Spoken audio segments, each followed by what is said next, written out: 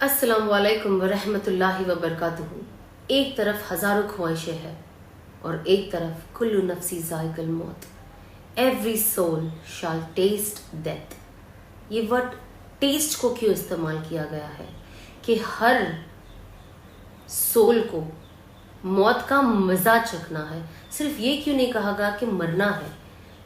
क्योंकि जब आप कोई चीज टेस्ट का क्या मतलब होता है कि आप कोई चीज को टेस्ट करो। अब जब आप वो टेस्ट करते हो, या तो वो चीज मीठी होती है, या तो वो चीज कड़वी होती है, या तो वो चीज खट्टी होती है ना।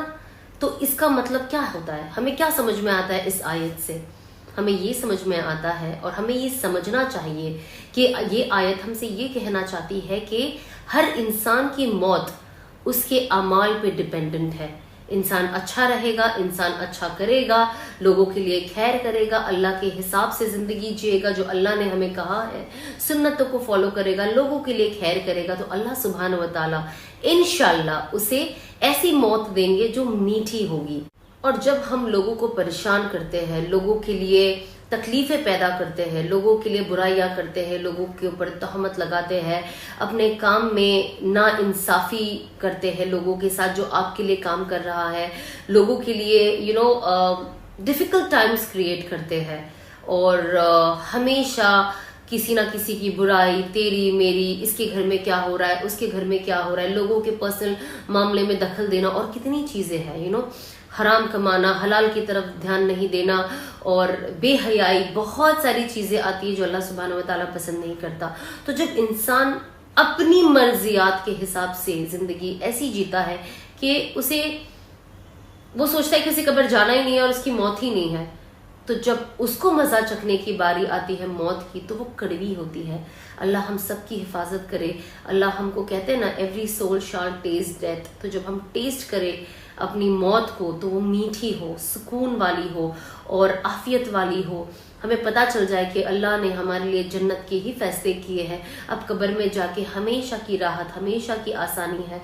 तो हम कोशिश करें कि हम इस आयत को बहुत डीपली समझे और कोशिश करके अपनी जिंदगी को वैसे बनाए। और इंशाल्लाह जब जिंदगी वैसी बनेगी तो आपको आपकी रूह निकलने से पहले ही आपको अल्लाह वो आइडिया दे ही देता है। तो बस अल्लाह हम सब की हिफाजत करे और हम सबको इस्तिकामत दे।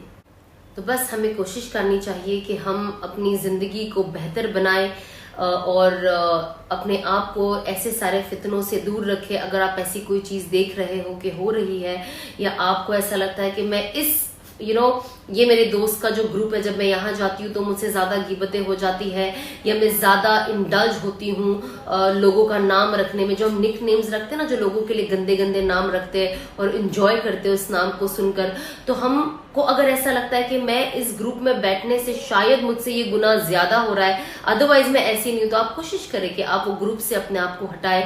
और मैं हमेशा एटलीस्ट कोशिश करती हूँ कि जहां पे मुझे लगता है गिबतें हो रही है और किसी और को नीचा दिखाया जा रहा है, मैं फौरन अपने आपको वहां से हटा लेती हूँ। बिकॉज मुझे ऐसा लगता है, पहली तो बात है मुझे उन चीजों से कोई लेना देना नहीं है, बट अपार्ट फ्रॉम दैट मुझे लगता है मेरी नेकियां चली जाएगी। तो आई थिंक ऐसी बहुत सारी चीजें होती है जो आप काम करते हो, तो आप कोशिश करें कि आप जिससे राय मशवरा लेते हैं वो आपको आपकी आखिरत सोच के आपको काम का राय मशवरा भी दे।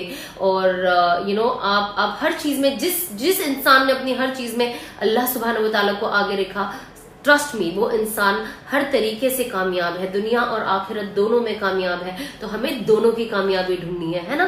तो हम कोशिश करें कि हम दोनों की कामयाबी ढूंढें, अल्लाह सुब्हानहू व तआला को राजी करे, खूब इस्तगफार करे और सिरातुल मुस्तकीम के रास्ते पे चले। अस्सलाम वालेकुम।